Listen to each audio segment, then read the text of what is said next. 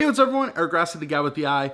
Have a quick conversation to talk about and why I never use f2.8 even though I own 2.8 lenses. I guess just to prove to people real quick that I do own 2.8 lenses, because that's unfortunately a troll thing to say, is that I have the Tamron 15-30 2.8, the Nikon 24-70 2.8, and even the Nikon 105mm macro micro 2.8.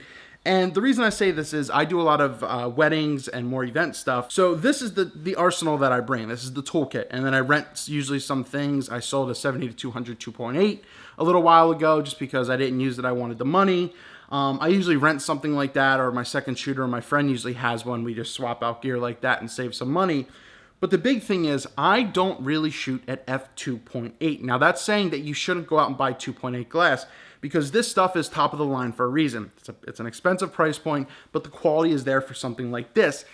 The issue comes, do you really need 2.8? 2.8 is great if you need to open up your aperture to get a very shallow depth of field to like help blur something out, or if you simply need more light and you don't want to push your ISO up.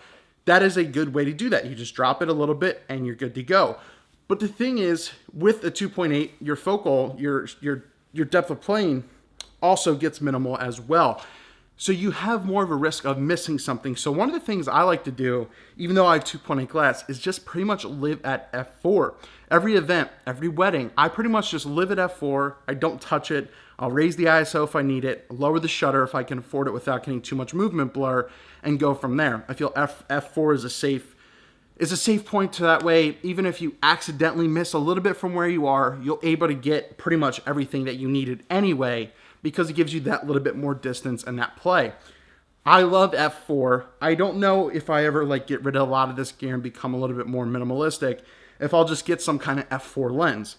24-105, especially a Canon f4, is a very popular lens for a reason. And I've talked about that in a review I did with the first version of the Canon 24-105, and the new one that came out recently as well is definitely a great option. And people love that because it's kind of an all-in-one professional lens. It's just that it's not a 2.8. The other big stigma is that if you have a 2.8 lens or a 1.8 or 1.4, is that you should always be shooting at that opening, which is absolutely not true. It's just best for what it is. A lot of these lenses wide open aren't even the best image quality wise, and every lens has a sweet spot to where it is actually the sharpest and the IQ is the best you can get from it.